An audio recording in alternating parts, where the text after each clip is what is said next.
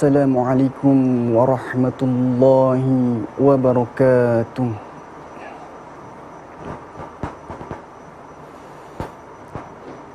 A'udzu billahi minasy syaithanir rajim.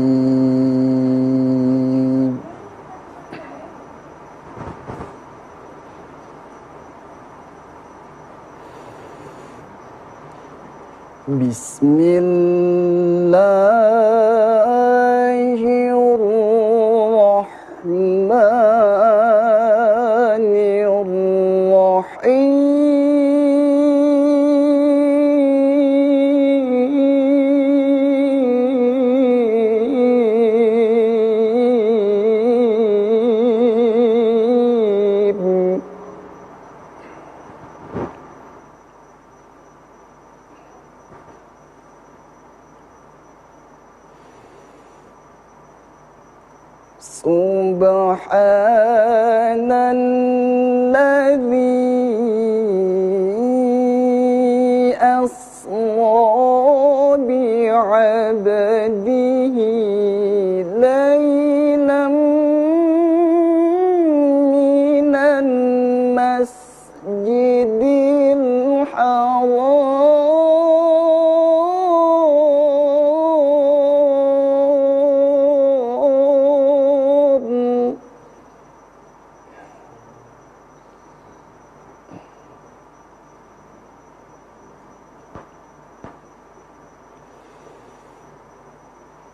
laylan minal masjidil haram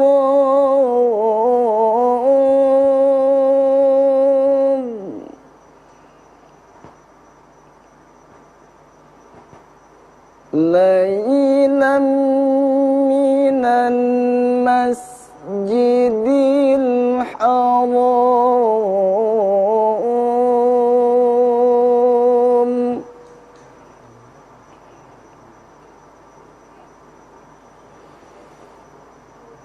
laylan minal masjidil haram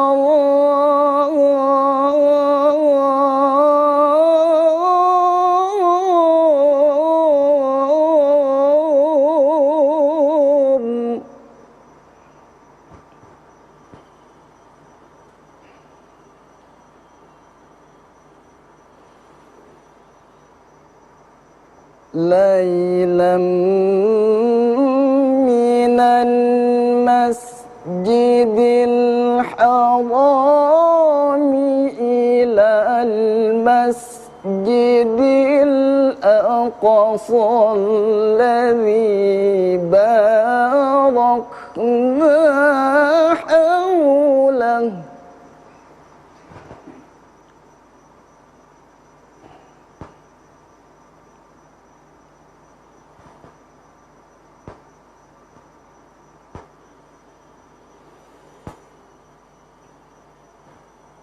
alladzi barakna hawlahu الذي باركنا حوله لنريه من آياتنا إنه هو السميع البصير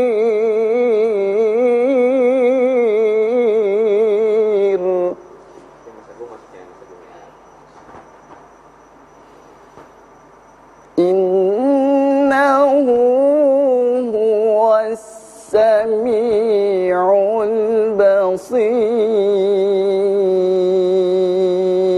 البصير صدق الله العظيم Wassalamualaikum warahmatullahi wabarakatuh. Waalaikumsalam. Bismillahirrahmanirrahim. Assalamualaikum warahmatullahi wabarakatuh. Alhamdulillahirrabbilalamin. Allahumma salli ala Sayyidina Muhammad wa ala ali Sayyidina Muhammad. Segala puji bagi Allah yang kembali mempertemukan kita dalam Majelis Ilmu Damai Nusaku, yang kali ini masih ditayangkan secara langsung dari studio TCI Kuningan, Jakarta. Dalam kesempatan kali ini kita akan mengangkat tema berkaitan dengan Isra Mi'raj, sebuah peristiwa besar yang kita kenal di mana Rasulullah diundang oleh Allah di ujung alam semesta, Sidratul Muntaha, untuk menerima perintah solat. Sebuah kedahsyatan peristiwa yang patut untuk kita tadabur bersama. Inilah Damai Nusaku yang tentu saja di kesempatan kali ini kita menghadirkan Ustadz Solmed dan Ustadz Jum Harudin LC. Seperti biasa, bagi Anda yang ingin mengajukan pertanyaan berkaitan dengan tema kita, kami memberikan kesempatan bagi Anda untuk mengirimkan melalui Instagram di @damai_tv1 dengan hashtag Isra Mi'raj. Inilah Damai Nusaku yang dipersembahkan oleh Sarung Wadimor, tentu sarung kita. Bismillahirrahmanirrahim. Assalamualaikum warahmatullahi wabarakatuh. Alhamdulillahi rabbil alamin. Assalatu wassalamu ala sayyidina wa nabiyyina Muhammadin sallallahu alaihi wasallam wa ala alihi wa ashabihi ajma'in. Pemirsa Damai Indonesiaku di mana saja Anda berada, senantiasa kita berharap, kita berdoa kepada Allah Subhanahu wa Ta'ala. Di bulan yang istimewa ini, Allah muliakan kita dunia akhirat. Allah angkat segala macam penyakit. Allah angkat segala macam wabah. Allah angkat segala macam bencana. Bukan hanya di Indonesia, tapi juga di seluruh dunia. Saudara-saudara, jamaah yang ada di seluruh tanah air, Allah Subhanahu wa Ta'ala membuktikan keagungan, kebesaran, dan kemuliaannya lewat satu peristiwa yang luar biasa dahsyat, peristiwa yang luar biasa hebat, peristiwa di Isra dan dimi'rajkannya Nabi besar Muhammad sallallahu alaihi wasallam. Sebagaimana tadi Qori sudah membacakan satu ayat yang berbicara tentang Isra-nya Nabi sallallahu alaihi wasallam. Allah mengawali dengan kalimat yang indah, kalimat tasbih, subhana, maha suci Allah Subhanahu wa Ta'ala. Allah yang tidak punya cacat, Allah yang tidak punya celah, Allah yang tidak punya aib, Allah yang tidak punya kekurangan, Allah yang maha suci, Allah yang maha sempurna, yang mampu melakukan apa saja sesuai dengan kehendak dan keinginannya. Nih keyakinan kita yang harus kita tanam di hati kita. Subhanalladzi asra bi'abdihi lailam minal masjidil harami ilal masjidil aqsa alladzi barakna haulahu linuriyahu min ayatina innahu huwas samiul basir. Peristiwa hebat ini peristiwa yang sulit untuk masuk ke akal manusia. Peristiwa terjadi di zaman Nabi Muhammad SAW yang belum ada teknologi canggih, belum ada pesawat, belum ada ulang-alik, belum ada Apollo. Kendaraan saat itu yang biasa dipakai, kalau enggak kuda, onta. Bagaimana orang bisa percaya dengan akalnya dari kisah yang disampaikan oleh Rasul, berangkat dari Masjidil Haram ke Masjidil Aqsa, naik ke langit ke-7 sampai ke Sidratil Muntaha, balik lagi ke kota Mekah, berangkat malam kurang lebih habis Isya, pulang sebelum subuh udah nyampe di Mekah. Pakai akal nggak akan sampai. Jangankan zaman Nabi, zaman sekarang aja kalau ada orang cerita, kemarin malam kita baru berangkat ke bulan, terus hari ini udah sampai di bumi. Tapi saudara percaya? Mungkin saudara percaya kalau nih orang gila. Tapi peristiwa ini adalah peristiwa yang menguji keimanan. Kalau sudah bicara iman, lain lagi ceritanya. Iman tuh lintas akal, lintas logika, di luar nalar sekalipun. Allah mampu, Allah bisa, Allah sanggup. Kalau sudah bicara iman, innama amruhu idza arada syai'an ayyaqula lahu kun fayakun. Nah, itu kalau sudah bicara iman. Nah, karenanya Allah Subhanahu wa taala mengundang Nabi sallallahu alaihi wasallam berangkat Isra, kemudian Mi'raj sampai berjumpa dengan Allah Subhanahu wa taala. Dalam rangka apa? Berdialog, ngobrol, bicara, komunikasi. Nabi punya banyak persoalan, Nabi punya banyak ujian, Nabi punya musibah, Nabi punya masalah di dalam kehidupannya. Baik yang berkaitan dalam dakwahnya, orang tidak suka, orang perangi, orang caci maki. Manusia punya kesedihan. Diundang oleh Allah Subhanahu wa taala untuk apa? Ngobrol. Nah, bagaimana dengan kita? Allah kasih kita alat komunikasi. Dititip kepada Nabi Muhammad SAW. Apa itu alat komunikasinya? Sholat. Tuh. Apa yang terjadi hari ini? Musibah, bencana, dan malapetaka, wabah, termasuk corona. Kita minta sama yang punya Allah Subhanahu wa taala. Itu kan makhluknya Allah. Selain kita ikhtiar, kita usaha sebagai manusia, kita ngomong sama yang punya. Lewat sholat kita minta sama Allah. Ada orang nih, ini ilustrasi. Ada orang punya apa ya? Punya anjing misalnya. Kita kan ketakutan nih sama anjing. Jangan ngomong sama anjingnya. Jeng, jangan gigit anak saya. Dimakan bisa kita. Lu ngomong deh sama yang punya tuh anjing. Pak, tolong pak, anjingnya kandangin. Pak, tolong pak, nih anjingnya pinggirin. Pak, tolong pak, anjingnya simpen dah, jangan dikeluarin. Takut nih kita orang kampung. Ntar ada anak yang kena gigit, ada orang tua yang dikejar-kejar. Nah, tuh ilustrasinya begitu tuh. Analoginya begitu. Ini corona makhluknya Allah. Minta sama Allah, ya Rabb, Engkau penguasa. Engkau maha berkehendak. Engkau maha mampu.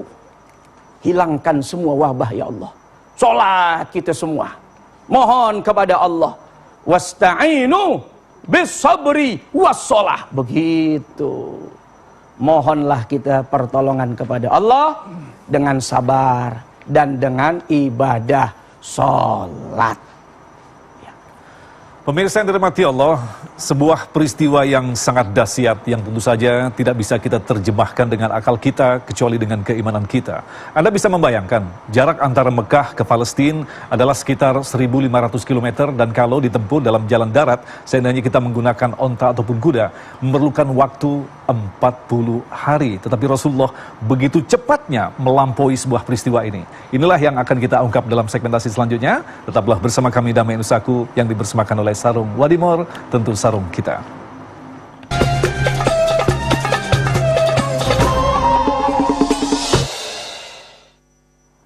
Pemirsa Damai Indonesiaku di mana saja Anda berada, dan pemirsa yang di studio, loh, cuman dua ini pemirsanya. Kiai Jomarudin, Ustaz Agung, ini ya musibah ini udah ya. Bagaimana ini kita biasanya ngumpul sama jamaah ya, sama kiai-kiai, sama guru-guru, sama para ustazah di masjid. Hari ini ya netes juga air mata ini rasanya kita ya. Ngelihat kondisi bangsa, ngelihat kondisi dunia, bahkan segala macam aktivitas ya hampir terhenti. Dakwah juga kalau secara fisik juga mulai terhenti. Nah, untungnya Allah siapkan perangkat hebat ya, lewat media sosial, lewat TV seperti ini kita masih bisa menyampaikan dakwah. Nah, itu artinya dakwah sampai kapanpun akan terus ada. Amin. Sampai bumi ini hancur, luluh lantah ya, datang hari kiamat, dakwah nggak akan pernah surut, nggak akan pernah pudar dari dunia dan khususnya Indonesia tercinta.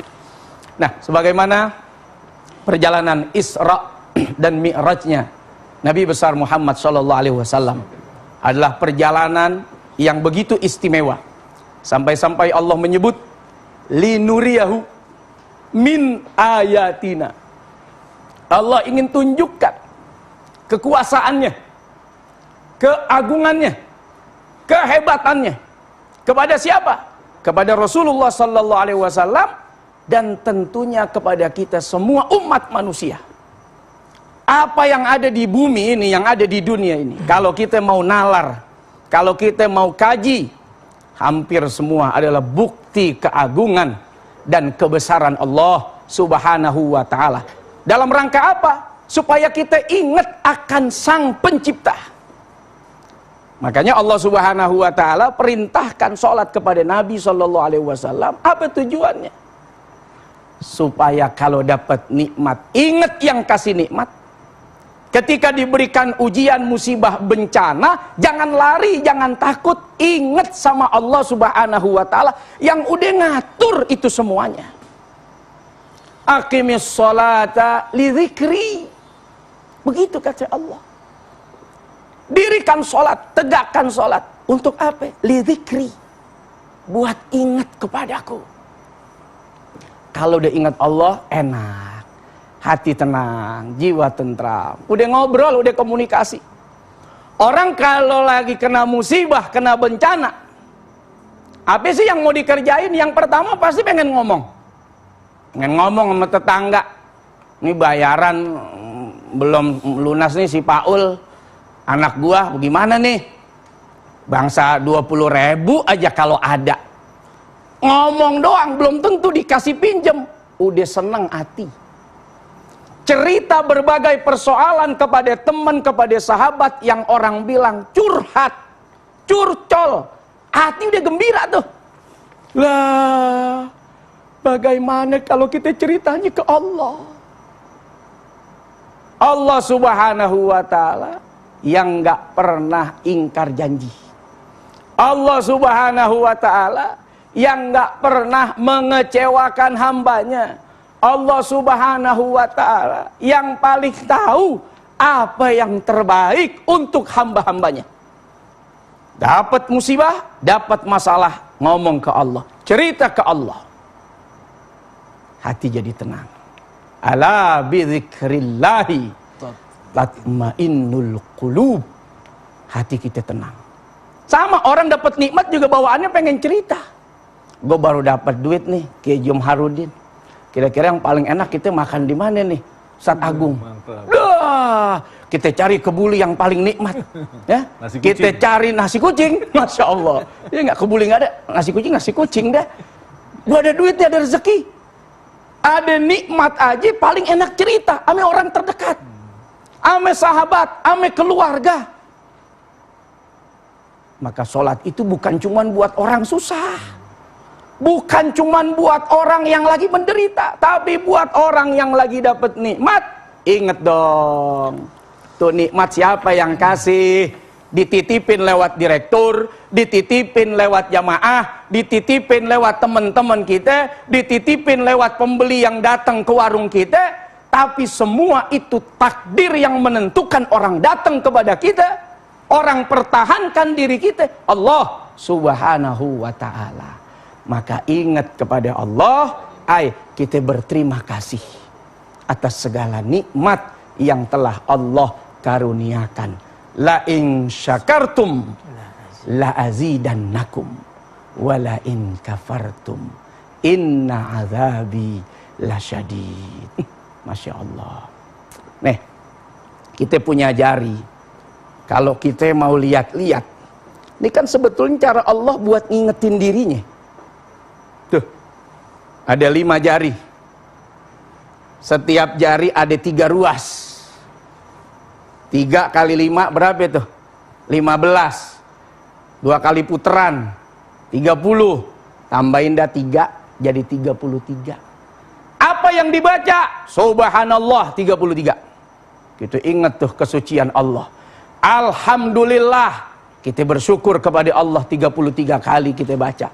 Allahu Akbar, jangan lupa gedein, besarin tuh nama Allah Subhanahu wa ta'ala yang udah nyiptain dunia beserta isinya, Dan kita yang tinggal menikmati segala isi itu, nggak pakai bikin, nggak pakai ngerakit, semua udah disiapin bahan bakunya oleh Allah Subhanahu wa Ta'ala. Apa yang Allah berikan, kata Nabi Sallallahu Alaihi Wasallam, kalau kita punya dosa seluas buih yang ada di lautan, Allah ampuni tuh dengan kalimat-kalimat yang tadi. Masya Allah. Tuh, kali lupa gitu bawa tasbih, lupa beli tasbih, udah Allah siapin nih alat buat zikir. Subhanallah, subhanallah, subhanallah. Alhamdulillah, alhamdulillah, alhamdulillah. Allahu akbar, Allahu akbar, Allahu akbar. Nah, ini adalah bagian dari apa? Ayat-ayatnya Allah. Min ayatina, dari keagungan, kebesaran Allah Subhanahu wa Ta'ala. Kita sholat juga apa? Kudu khusyuk. Khusyuk apa? Mendiadakan segala sesuatu. Cuman Allah doang yang kita ingat. Sekurang-kurangnya saat kita takbiratul ihram, pasang niat, Allah doang tujuan kita. Nah, kita orang awam rada-rada bagaimana ya? Kalau buat khusyuk, ngikutin khusyuknya Nabi, wah, bisa jadi putus asa, nggak ada yang sembayang, nggak ada yang sholat. Maka khusyuk itu tidak bagian dari rukun. Karena susah sekali orang khusyuk. Tapi sekurang-kurangnya dia dapat khusyuk pada saat niat. Allahu Akbar. Allah yang maha besar. Lagi enak-enaknya baca bismillah, baca fatihah, lewat ikan asin. Ya Allah. Udah Allah yang paling gede, ikan asin lewat. Waduh, gua lupa nih tutup. Mana susah lagi ke pasar. Banyak pasar yang nutup gara-gara corona. Wah, ada kucing lewat. Habis dah ikan nih dimakanin. Susah kita nih orang awam untuk khusyuk seperti khusyuknya Nabi Sallallahu Alaihi Wasallam, tapi berupaya, berusaha. Mudah-mudahan Allah Subhanahu wa Ta'ala menitipkan kekhusyuan, kenikmatan dalam ibadah sholat kita kepada Allah Subhanahu wa Ta'ala. Amin ya rabbal alamin. Pemirsa yang dirahmati Allah, menarik sekali apa yang telah disampaikan oleh guru kita tadi. Memang banyak cara orang untuk mencari ketenangan, tetapi ternyata Islam telah menyiapkan sebuah cara untuk mendapatkan ketenangan, yaitu dengan sholat. Insya Allah itulah yang akan disampaikan oleh Ustadz Jumahrudin selepas pesan-pesan berikut ini. Dan sekali lagi, bagi Anda yang ingin mengirimkan pertanyaan berkaitan dengan tema kita tentang Isra Mi'raj, kami persilakan Anda mengirimkan melalui Instagram di @dame_tv1 dengan hashtag Isra Mi'raj. Kami akan kembali selepas pesan-pesan berikut ini.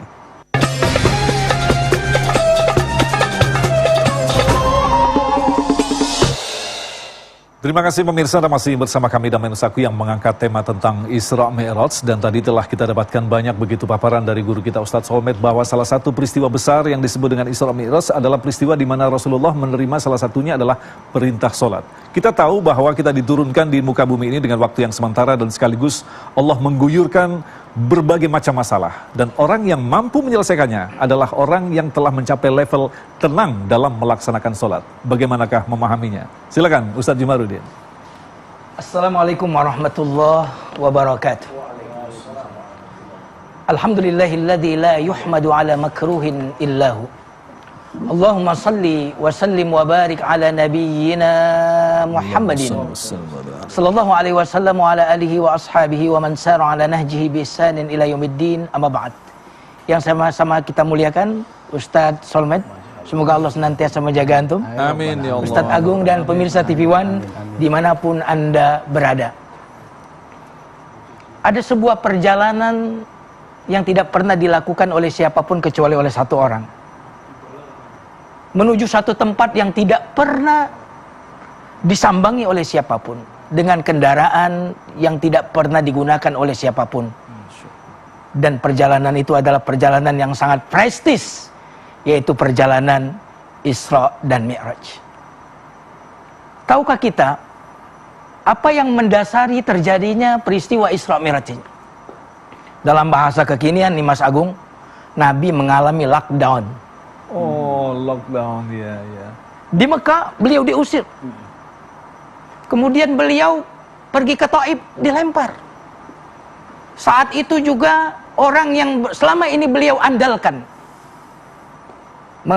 untuk kejahatan yang dilakukan dari luar, serangan dari luar, ada yang beliau andalkan. Siapa beliau? Abu Talib meninggal dunia. Adapun yang bisa menghibur beliau dari dalam, menghibur hatinya di dalam rumah, juga meninggal pada saat itu. Maka tahun itu dinamakan dengan tahun kesedihan, persis dengan kesedihan kita yang terjadi saat ini, yaitu ketika terjadi corona. Tapi perhatikan bagaimana Nabi ini memahami betul bahwa musibah ini bukanlah sesuatu yang buruk, tetapi musibah ini adalah sesuatu yang memiliki tujuan yang baik. Jadi tidak ada keburukan mutlak. Yang ada adalah keburukan yang ditugasi untuk memperbaiki. Karena itu ketika Nabi memahami ini, Nabi justru mendatangi Allah, munajat kepada Allah. Dalam doa munajatnya itu kita perhatikan, sebagaimana Ustaz Solmed tadi katakan, Nabi tidak meminta apa-apa. Nabi cuma curcol, Nabi cuma curhat. Allahumma inni ashku da'fa quwwati wa qillati hilati wa hawani 'alan nas. Ya Allah, kepadamu aku mengadukan lemahnya kekuatanku dan sedikitnya usahaku, lemahnya aku di hadapan manusia. Ya Allah, kepada siapa kau serahkan diriku? Kepada musuh yang akan mencelakakanku, atau kepada orang yang menguasai urusanku? Jika apa yang menimpaku ini di Mekah diusir, di Taif dilempari, disiksa sahabat-sahabatku, jika ini bukan karena engkau murka kepadaku, aku tidak peduli, engkau boleh menegurku sampai engkau ridho, sampai engkau puas. Akan tetapi keselamatan, kenyamanan itu lebih melapangkan hatiku. Lihat, Nabi tidak menganggap lockdown itu adalah sesuatu yang negatif. Kenapa? Karena dia memahami bahwa semua yang datang dari Allah itu ada baik. Dan saat beliau menerima itulah kemudian Nabi ini diberi hadiah oleh Allah. Maka jika kita memahami maksud Allah dalam kejadian virus corona ini, boleh jadi Allah akan menganugerahkan hadiah kepada kita. Amin. Karena tidak pernah penyakit itu didatangkan untuk menyakiti. Terkadang penyakit itu didatangkan untuk mengobati. Masya Allah. Nah, saat itulah Nabi SAW mendatangi Allah dengan lepas dari apapun dari hatinya. Yang tadinya beliau mungkin mengandalkan pamannya Abu Talib, paman beliau sudah meninggal. Yang tadinya beliau terhibur dengan istri beliau sudah meninggal. Yang tadinya di Mekah beliau bisa dakwah dengan leluasa, di lockdown Mekah. Seolah-olah Allah ingin mengatakan, ya Muhammad, semua telah aku tutup pintunya darimu. Siapa bagimu selain aku ya Muhammad?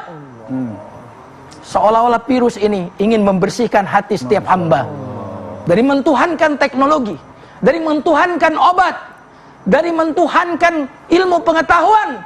Karena itu negara superpower pun kewalahan untuk menghadapi virus yang bernama corona ini.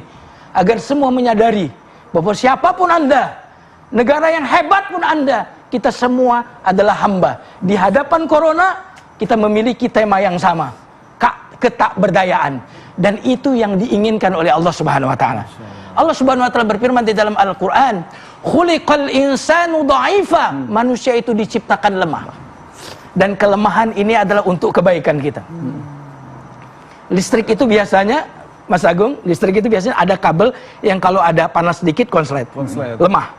Dan ternyata kelemahan ini didesain untuk tidak membakar rumah kita. Dan di dalam diri kita ini ada banyak kelemahan. Dan kelemahan itu untuk kebaikan kita. Jika kita tidak lemah, maka kita tidak akan pernah bertuhan.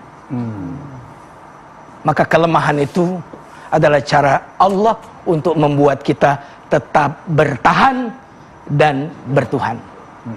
Jamaah sekalian pemirsa TV One yang dimuliakan Allah Subhanahu wa taala. Jadi karunia besar adalah ketika Allah membebaskan hati kita dari selain Allah. Bukankah itu makna dari kalimat tauhid? La ilaha, menzerokan selain Allah. Illallah. Kapan kita menzerokan itu? Ketika seluruhnya mengalami lockdown. Ketika semua upaya kita tidak bisa memastikan ada hasil. Maka saat itu semua kita nafikan dari hati kita kecuali Allah.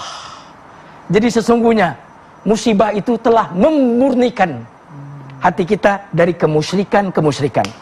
Dan saat hati kita bebas dari kemusyrikan itu, rasa aman itulah yang kita dapatkan.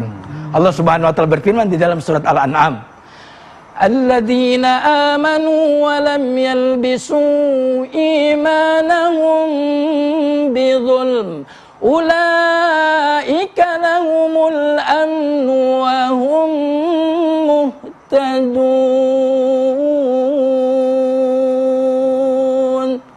Allah.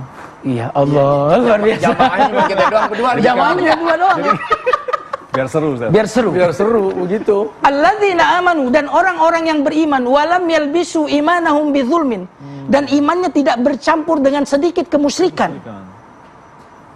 Bagi mereka rasa aman. Kapan orang tidak aman? Ketika ada Tuhan lain selain Allah. Ketika kita meyakini bahwa ada yang bisa membahayakan kepada kita, jika tidak diizinkan Allah itu bisa membahayakan kita, saat itu kita akan ketakutan. Tetapi ketika kita mengatakan tak ada yang bisa memudaratkan saya kecuali jika itu diizinkan oleh Allah, maka aku berlindung dari Allah kepada Allah. Apa maksudnya berlindung dari Allah kepada Allah? Aku berlindung dari keburukan makhluk-makhluk Allah kepada Allah yang menciptakan. Seperti Ustaz Solmed tadi, bukankah kalau kita takut kepada anjing, maka yang paling baik kita lari kepada pemilik siapa? Anjingnya. Kepada pemilik. Tidak ada yang bisa menyelamatkan kita dari bahaya kecuali kepada yang menciptakan bahaya. Tidak ada yang bisa kita raih manfaat kecuali yang bisa mendapatkan manfaat.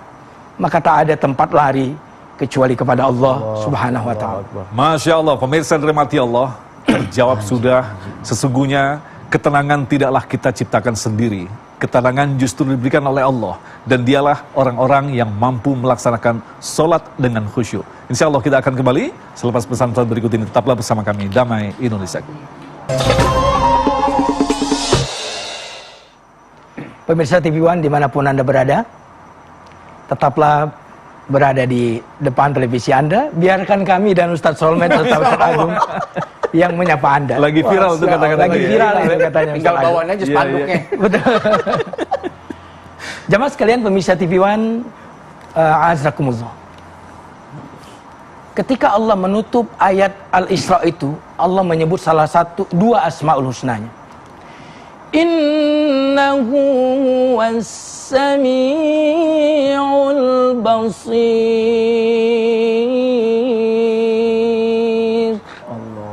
Sesungguhnya dia Allah Maha mendengar dan Maha melihat. Ya Muhammad, aku melihat dan mendengar bagaimana mereka mencacimu, bagaimana mereka menyakitimu. Aku melihat dan aku mendengar bagaimana curhatmu kepadaku. Aku mendengar. Karena aku mendengar, wahai Muhammad, maka aku kabulkan curhatanmu. Aku undang engkau untuk Isra dan Mi'raj. Maka sebagian ulama mengatakan Allah menamakan dirinya adalah As-Sami, yang umumnya diterjemahkan Maha mendengar. Salah satu artinya adalah Allah Maha mengabulkan. Kenapa? Karena buat apa Allah mendengarkan jika dia tidak ingin mengabulkan? Maka pada peristiwa virus ini, sebenarnya Allah sedang menggiring kita untuk mendatanginya. Jika ada lagi nabi setelah Nabi Muhammad, jika ada lagi rasul setelah Nabi Muhammad, maka yang akan menjadi rasul itu adalah musibah. Bukankah tugas rasul adalah memberi kabar gembira dan memberikan peringatan? Masya Allah.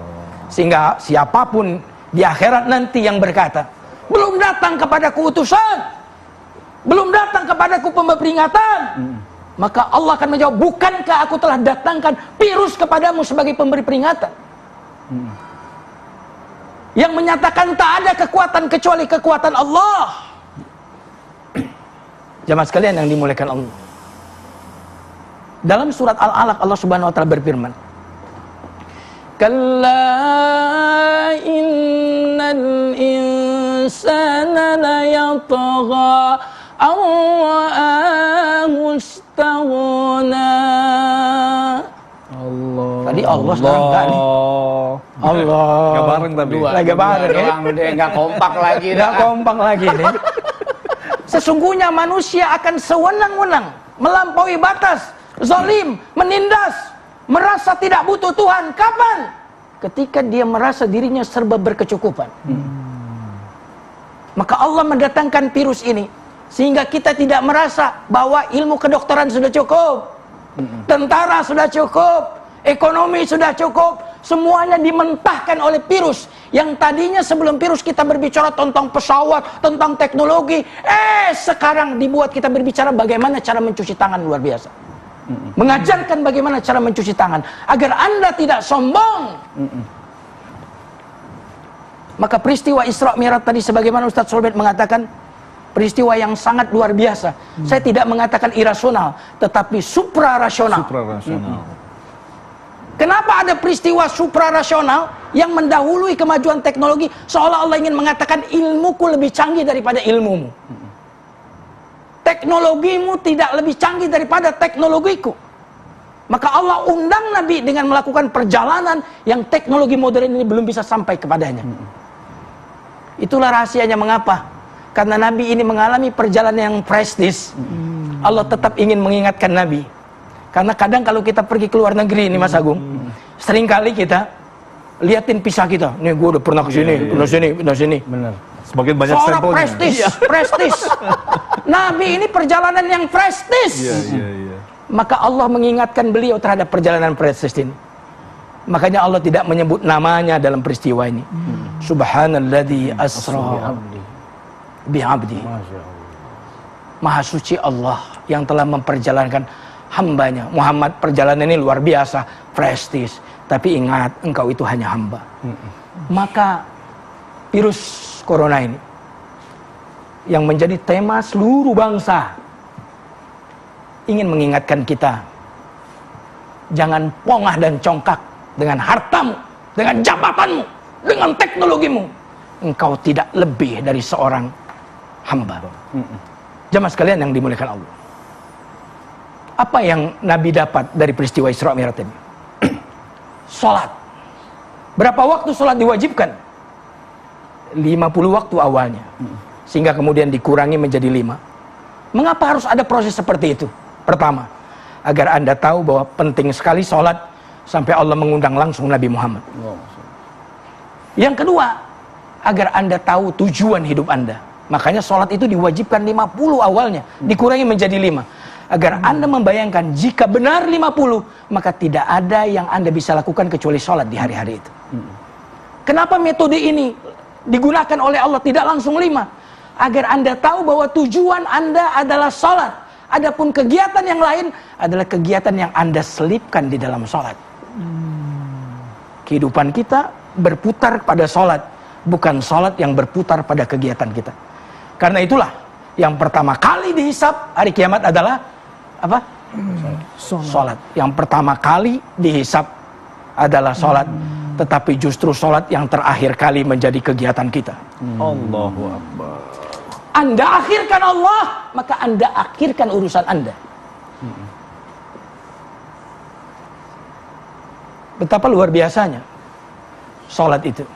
Karena salat adalah mengakses energi menuju Allah, yang dengannya tenaga kita, kebatinan kita menjadi lebih hebat. Saksikan Tetap TV One. Baik, bersama pemirsa yang dirahmati Allah, semakin menarik apa yang telah disampaikan oleh guru-guru kita. Namun tentu saja untuk melengkapi tema bahasan kita, di segmen berikutnya nanti kita akan lebih banyak berdialog dengan guru-guru kita. Kita akan gali lebih dalam lagi apa sesungguhnya hakikat daripada peristiwa yang luar biasa, suprarasional. Dan tentu saja selepas pesan-pesan berikut ini, Damai Indonesiaku. Baik, terima kasih pemirsa, Anda masih bersama kami Damai Indonesiaku yang mengangkat tema tentang Isra Mi'raj. Kita kaitkan dengan urusan sholat, kemudian menyempurnakan wudhu, dan tentu saja Alhamdulillah telah terkumpul beberapa pertanyaan yang telah kami seleksi melalui Instagram. Kita akan segera jawab pertanyaan Anda, walaupun waktu kita sangat singkat, insya Allah ini akan semakin melengkapi tema bahasan kita. Pertanyaan pertama kepada Ustadz Solmed, nanti juga bisa saling menambahkan begitu, Ustadz Jumharudin. Nah, kalau kita pahami berbicara tentang Isra Mi'raj, seringkali nih Ustadz Solmed, bahwa masyarakat sering memahami Isra Mi'raj hanyalah sekedar ketika Rasulullah diundang menerima perintah sholat. Padahal ternyata kalau kita perhatikan dari historinya, ini banyak aspek sekali di situ. Rasulullah diajak berjalan-jalan di surga dan neraka yang nanti kelak kita akan ke sana, kemudian ditunjukkan luasnya alam semesta. Ini mengapa penterjemahan ini, penafsiran ini disempitkan di Rasulullah menerima perintah sholat seperti itu? Ya. Banyak riwayat-riwayat hadis ya, Kiai Jumharuddin ya, tentang bagaimana peristiwa perjalanan Isra dan Mi'rajnya Nabi. Dari beliau naik buraq, kemudian beliau ditemani oleh malaikat Jibril, dan seterusnya di langit pertama sampai langit ketujuh bertemu dengan para nabi-nabi senior-senior, yang itu semua sebetulnya punya makna, itu semua punya nilai yang bisa kita ambil. Hanya saja saat seseorang menyampaikan pesan, ya, biasanya langsung pada inti. Nah, supaya apa? Supaya paham bahwa inti dari perjalanan ini yang ngambil perintah sholat.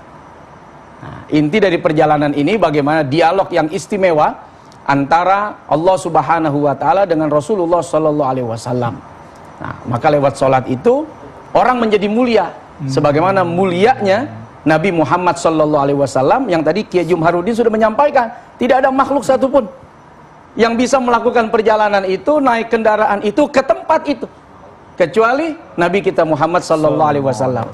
Nah, kalau kita mau ambil garis intinya, mau mulia ya sholat. Nah, kenapa kemudian Allah Subhanahu Wa Taala menampakkan berbagai macam ya keadaan di neraka, keadaan di surga? Bisa jadi mungkin karena kita ini umat yang kepo. Mau tahu aja. Ya, kan umat-umat terdahulu tuh kan model-modelnya macam-macam. Ada yang senang ame sihir, ada yang senang dengan kehebatan arsitektur, termasuk kita juga hari ini senang dengan teknologi, dengan syair-syair, dengan sesuatu yang indah-indah yang membuat takjub. Nah, bisa jadi Allah Subhanahu wa Ta'ala membawa Nabi Sallallahu Alaihi Wasallam supaya apa? Diceritakan kepada umat, saya udah lihat. Anda percaya sama saya udah lihat sorga ada, neraka ada, Allah ada. Kalau Anda percaya pada saya, ya Anda mesti percaya dong pada cerita kisah pengalaman yang saya sudah alami. Pada akhirnya apa? Kita nggak kepo lagi dah. Udah kita yakin namanya Rasulullah Sallallahu Alaihi Wasallam. Titik. Nah, seperti itu. Jadi artinya walaupun yang diberikan kesempatan melihat keajaiban yang belum kita saksikan adalah Rasulullah, kita dengan akal kita plus iman kita barangkali. Betul. Ya. Nah, Ustaz Jumharuddin, kalau kita lihat sequence daripada perjalanan Rasulullah di Isra Mi'raj ini kan diawali dengan peristiwa kesedihan seperti yang dikatakan lockdown tadi gitu. Nah, ini hikmahnya seperti apa? Pada saat manusia benar-benar kepepet bahasa kita seperti itu, lantas Allah memberikan satu solusi yang di luar pikiran kita. Padahal selama ini manusia dalam menyelesaikan masalah adalah justru harus memaksimalkan pikiran. Ya. Jika masih ada pintu yang terbuka, maka manusia tidak akan pernah mendatangi Allah. Maka Allah biarkan seluruh pintu itu tertutup agar manusia tidak mendatangi kecuali satu pintu itu, dan itu adalah pintu langit. Dan mengapa Rasulullah penting mengalami Isra Mi'raj tadi? Karena beban dakwah yang beliau hadapi sangat luar biasa. Ketika beliau melihat kemampuan beliau yang tadi dia curahkan, aku lemah, dhaif, maka tentu ini tidak akan pede di dalam berdakwah. Tetapi ketika beliau diajak menembus ruang waktu ke atas, ternyata bumi ini kecil saja. Yang tadi mungkin merasakan Abu Jahal itu luar biasa hebat ya. Wah, tokoh-tokoh yang menghambat kebenaran ini luar biasa, punya senjata, punya ini, punya itu. Mungkin kita akan merasa down. Tapi ketika Allah ingin mengatakan, naiklah ke atas wahai Muhammad. Betapa rumah Abu Jahal itu kecil banget. Bumi kecil, debu. Seolah-olah Allah ingin mengatakan kepada Nabi Muhammad, ya Muhammad, jangan katakan kepadaku bahwa masalahmu besar, tapi katakanlah kepada masalah, wahai masalah, Tuhanku maha besar. Allahu Akbar, luar biasa sekali. Jadi artinya inti daripada Isra Mi'raj ini sangat dalam, jadi tidak sekedar menerima. Makanya ayatnya linuriyahu min ayatina, untuk kami perlihatkan tanda-tanda kebesaran Allah. Nah, ketika kita melihat kebesaran Allah, lalu kita hadapi masalah itu, ternyata masalah itu di hadapan kebesaran Allah menjadi kecil. Tapi ketika kita melihat masalah dengan kemampuan kita, maka masalah ini akan menjadi besar sekali. Tetapi ketika kita mengatakan Allah maha besar, maka tak ada yang besar kecuali Allah. Biasanya Pak Mas Agung, kalau kita ketemu orang yang besar, kita akan fokus nggak? Ini orang besar, ini orang besar. Ada yang lebih besar lagi. Tadinya kita nengok ke sini, habis itu nengok kemana? Yang lebih besar. Ya. Dan yang lebih besar lagi. Dan dalam sholat, ujungnya adalah Allah. Panggilannya Allahu Akbar, Allahu Akbar, Allahu Akbar. agar kita hanya fokus kepadanya. Kepada Allah. Nah, ini kita ke Ustadz Somad, kembali ke Ustadz Somad. Nah, lantas bagaimanakah aturan-aturan memahami hadis-hadis yang sifatnya ghaib seperti ini? Artinya kan manusia memiliki akal yang memang disiapkan Allah untuk memahami sesuatu yang sifatnya empirik yang ada di depan dia. Nah, memahami hadis-hadis yang ghaib ini yang sering dalam tanda petik justru menyesatkan orang-orang yang kurang ilmunya nih Ustadz. Ya. Wa ma utitum minal ilmi illa qalila. Itu dari jauh-jauh hari ya. Ayat ini sudah bicara kepada kita. Allah titipin ilmu buat kita itu qalila, sedikit. Banget yang gede malah. Sedikit banget. Sedikit banget. Dokter hebat. Tapi ternyata tidak semua dokter memahami ilmu kedokteran. Ada dokter gigi. Jangan coba-coba jadi dokter kandungan. Dokter kandungan yang biasa ngebedah, mungkin kerepotan juga ngebongkar gigi orang. Ada dokter kanker, ada dokter saraf, ada dokter macem-macem. Bicara ilmu kedokteran aja, qalila. Akhirnya dibuatlah jurusan per jurusan. Betapa sedikit ilmu yang Allah berikan kepada kita. Ada orang bisa ceramah bagus,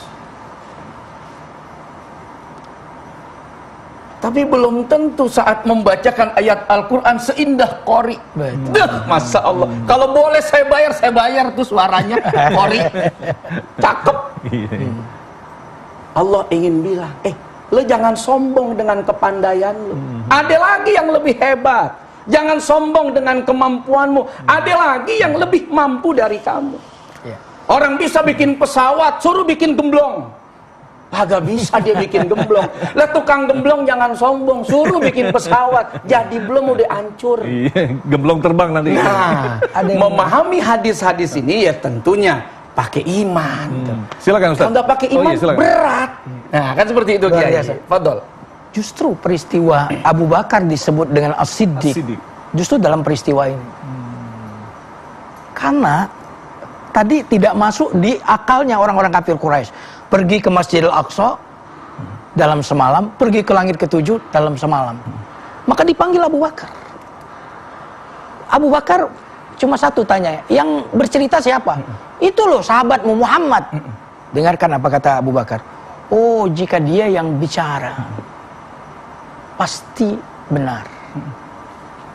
Ini menarik. Nabi Muhammad dalam sejarah lahir tahun gajah. Tapi wahyu turun, alam tara kaifa fa'ala rabbuka bi ashab. Apakah engkau melihat peristiwa dihancurkannya tentara gajah Muhammad? Nabi Muhammad nggak melihat, baru lahir. Bahkan lahirnya setelah peristiwa itu beberapa pekan. Tapi Allah mengapa menggunakan kata tara yang artinya melihat? Melihat, menyaksikan. Iya. Dengarkan ini. Karena sesungguhnya bagi orang yang beriman itu, informasi dari Allah itu dia yakini seolah-olah dia melihat. Karena iman itu harus perkara gaib. Jika tidak gaib, maka tidak laku iman. Maka ahli neraka ketika bilang beriman, apa kata Allah? Udah telat. Iman itu harus gaib. Jika semuanya mampu dipahami oleh logika, maka tak perlu lagi iman. Bahkan di Al-Baqarah alladzina yu'minuna bil ghaib. Nah, artinya Ustaz Soleh mungkin bisa dilanjutkan lagi ketika kita diberikan kemampuan untuk berpikir di sini, tetapi di lain sisi bahwa iman adalah sesuatu yang ghaib. Lantas bagaimanakah kita menyelaraskan yang sekali lagi bahwa manusia itu selalu berpikir dengan angka-angka yang ada di depan dia. Sedangkan Allah ada di atas itu, supra rasional. Nah, bagaimana menyelaraskan, barangkali bahasanya adalah menyelaraskan kedua bentuk ini. Ini akal, iman dan ini. Allah ciptain luar biasa. Dan orang tuh jadi mulia dengan akalnya. Nabi Allah Adam tuh mulia dengan akalnya. Pengetahuan-pengetahuan yang Allah ajarkan dipahami oleh Nabi Allah Adam. Sementara malaikat juga nggak ngerti apa-apa. Padahal mulia. Tapi kemuliaan Nabi Allah Adam terletak pada akalnya. Akal ini yang bikin kita mulia. Mulia karena dapat amanah. Mulia karena dapat jabatan dari Allah sebagai hamba. Mulia dapat amanah ngelola dunia loh. Makanya orang gila yang nggak punya akal, nggak sholat juga nggak apa-apa dia. Terbebas Dia dia. udah terbebas dari segala urusan apapun di dunia ini. Tapi siapa yang mau pilih jadi itu? Wah, enak nih jadi orang gila nggak sembayang. Yuk, mari kita jadi gila semua. Siapa yang mau? Wah, enak jadi orang gila nggak perlu takut corona. Ya udah gila aja semua kita. Siapa yang berani? Nah, Allah ingin menunjukkan ya kepada kita bahwa akal yang Allah titipkan itu bukan untuk menafikan iman. Bukan untuk menafikan iman. Melengkapi Justru dengan justru. akal itu kita makin tahu keagungan kebesaran Allah Subhanahu wa taala dengan segala kemampuannya. Nah, dengan segala kehebatannya. Nah, sehingga saya suka menganalogikan begini. Orang kalau mau bahagia, seperti tadi Kiai Jumahrudin sampaikan, jangan selalu ngandelin otak, tapi banyak stresnya. Belajar sama orang gila. Orang gila tuh nggak pakai otak, hidupnya nggak punya akal. Baju nggak pakai, celana nggak pakai, ketawa mulu dia. Lah kita baju punya, celana punya, mobil ada, rumah ada. Berapa kali kita nangis coba gara-gara urusan dunia? Iya, iya. Berapa kali kita hampir bunuh diri Iya. gara-gara urusan dunia? Tuh orang gila rumah kagak ada, naik ojek juga ditendang untuk tukang ojek kali, naik angkot juga nggak bakal boleh masuk. Sehat-sehat aja. Iya, iya. Silakan, Ustaz. Artinya Allah ingin menginformasikan kepada kita bahwa akal bukan untuk menafikan Iya. gaibnya, ya, sesuatu yang tidak bisa kita nalar, lalu kemudian kita tidak Justru mengimaninya. alat untuk menyempurnakan Nah. keimanan itu, Ustaz Jumar. Silakan. Kiai. Akal itu seperti kalau saya Mas Agung tanya, berapa jumlah ikan di laut? Nah, ini susah Nah, dijawab ini. Banyak. Banyak. Kalau untuk ciptaan Allah yang bernama laut saja, akal saja sudah tumpul. Lalu bagaimana kita bisa memahami perbuatan Tuhan? Tuhan itu disebut Tuhan karena tidak semua perbuatannya mampu kita pahami. Jika semua perbuatan Tuhan itu mampu kita pahami, dia bukan Tuhan. Masya Allah. Makanya Tuhan itu ajaib, sehingga kita tidak mampu memahami semua perbuatan Tuhan. Saking ajaibnya. Mas Agung, mobil merek tertentu yang miliaran itu bagus nggak? Bagus. Bisa diajak kita ke pinggir tepi pantai? Bisa. Bisa masuk ke dalam laut? Nggak bisa. Bukan karena mobilnya itu tidak mewah, tetapi peruntukannya bukan untuk masuk ke dalam laut. Akal ini menyampaikan kita akan eksistensi Tuhan, tapi akal tidak mampu menyelamai Tuhan. Nah, ini untuk Ustaz Jumahrudin sangat terkait sekali pertanyaannya. Lantas bagaimanakah kita memahami bahwa segala sesuatu dari Allah adalah baik, sedangkan manusia terbatas dalam menafsirkan kehendak Allah? Gampang. Bagi anak yang tidak kita beliin motor, bagi dia menurutnya orang tuanya baik atau buruk? Buruk. Beliin aku motor ayah, buruk bagi anak. Ayah pelit, bakhil. Tapi bagi ayah yang tidak membelikan anak itu motor, Sayang. baik atau tidak? Nanti suatu saat ayahnya kemudian sudah waktunya membelikan motor, lalu diberi. Baik nggak? Berarti yang dilakukan oleh ayah kepada anaknya saat dia memberi dan tidak memberi adalah Baik. kebaikan. Di mata anak saat tidak diberi tidak baik. Inilah mengapa ayat Quran itu luar biasa, Mas Agung. Qulillahumma malikal mulki tu'til mulka man tasya. Diberi kekuasaan kepada siapa yang dikehendaki. Kalimat berikutnya sebaliknya, dicabut. Dimuliakan wa tu'izzu man tasya, dihinakan. Kalimat yang berikutnya luar biasa. Biyadikal khair. Engkau sepenuhnya kebaikan ada di tanganmu. Kebaikan. Padahal bicara diberi, dicabut, dimuliakan, dihinakan. Bagaimana memahami Allah itu maha sempurna? Maka tak ada sesuatu yang datang dari sempurna kecuali sempurna. Masya Allah. Allah itu maha baik, maka tak ada yang datang kepadanya kecuali baik. Di hadapan saya Mas Agung cerdas loh. Di hadapan Allah tidak ada di antara kita yang cerdas. Wajar kalau kita tidak langsung memahami perbuatan Allah, karena di hadapan Allah tak ada orang yang cerdas. Masya Allah. Ustaz Somad, kalau kita kembangkan dari apa yang disampaikan tadi, cukup berat sekali. Lantas bagaimanakah manusia? Ini kan sering kali ketika seperti yang dijelaskan Ustaz Jumahrudin tadi, bahwa Allah memiliki kehendak yang suatu saat orang akan memahami. Tetapi manusia sering dihadapkan pada ketidaksabaran untuk menunggu jawaban bahwa ini sesungguhnya Allah punya maksud tertentu kepada kita. Fa inna ma'al usri yusra. Orang suka ribut urusan usr nih. Oke. Kalau dapat nikmat mah diem-diem aja. Lagi banyak utang ya ribet dah. Ditagih utang ribet dah. Urusan gaji belum turun ribut udah. Makanya Allah dahulukan. Fa inna ma'al usri yusra. Inna ma'al usri yusra. 2 kali. Sekali aja udah cukup. Sebetulnya buat kita yang beriman yakin udah bersamaan loh, bukan setelah. Kita kan suka nafsirin setelah. Setelah kesulitan ada kemudahan. Tidak, Allah sebut bersamaan. Dengan kesulitan itu ada kemudahan. Artinya kesulitan itu ada akhirnya. Baru kemudian kemudahan yang Allah udah siapkan bersama dengan sulit itu akan kamu dapatkan. Bersama. Tidak setelah. Artinya pada saat sulit itu saja, itu kemudahan dari Allah. Contoh, ada orang ribet, kena macet nih, aduh gua sampai bandara terlambat nih. Padahal Allah udah siapin, itu kemudahannya justru. Keselamatan itu justru bersama dengan musibah itu. Marah-marah dia, begitu sampai bandara, ketinggalan, benar-benar apes hari ini.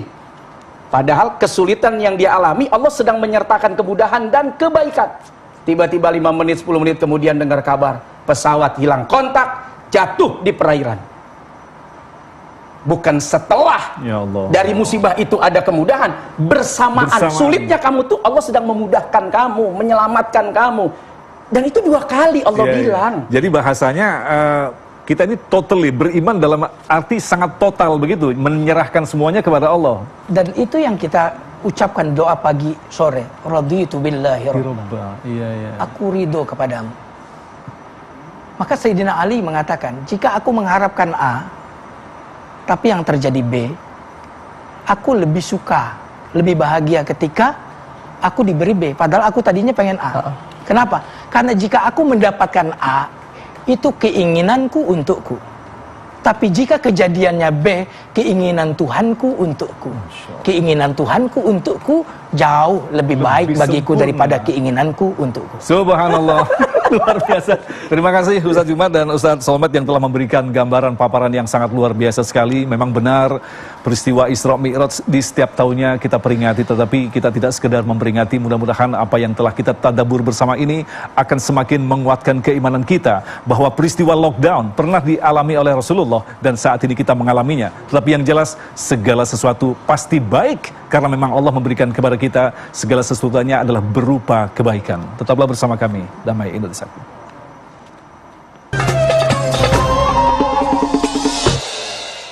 Demikian pemirsa yang dirahmati Allah, Damai Nusaku untuk kesempatan hari ini. Dan sebelum saya mohon diri, kembali kami ingatkan, jangan lewatkan kajian Rumah Mama Dedeh yang bisa Anda ikuti di setiap hari Senin hingga hari Jumat pukul 8 waktu Indonesia Barat. Agung Izul Haq dan kerabat kerja Damai Nusaku serta pendukung acara ini Sarung Wadimor, tentu Sarung kita, mengucapkan terima kasih atas perhatian Anda. Assalamualaikum warahmatullahi wabarakatuh. Waalaikumsalam warahmatullahi wabarakatuh. Pemirsa TV One, dimanapun Anda berada, mari kita tundukkan hati kita. Kita betul-betul berdoa kepada Allah agar Allah membebaskan negeri kita ini dari bencana dan bala. Mari kita tengadakan tangan semua. Astaghfirullahalazim. Astaghfirullahalazim. Astaghfirullahalazim. Allahumma salli ala nabiyina Muhammadin wa ala alihi wa sahbihi ajma'in. Alhamdulillahi rabbil alamin. Ya Rabb, inna hadha fayrus kuruna jundun bin junudik tusibu bihi man tasha wa tasrifuhu amman tasha. Fasrifuhu anna wa an abnaina wa banatina wa an abaina wa ummahatina wa an biladina Indonesia wa an biladil muslimin. Allahumma ihfadna mimma nakhafu wa nahdar fa innaka anta khairun hafidha wa anta arhamur rahimin. Rabbi na'udzu bi'izzatika wa qudratika min syarri ma najidu wa nuhadhiru. Ya Allah, kami berlindung dengan keperkasaanmu dan kekuatanmu dari segala macam yang kami takuti, ya Allah. Rabbana atina fid dunya hasanah wa fil akhirati hasanah wa qina azabannar walhamdulillahi rabbil alamin.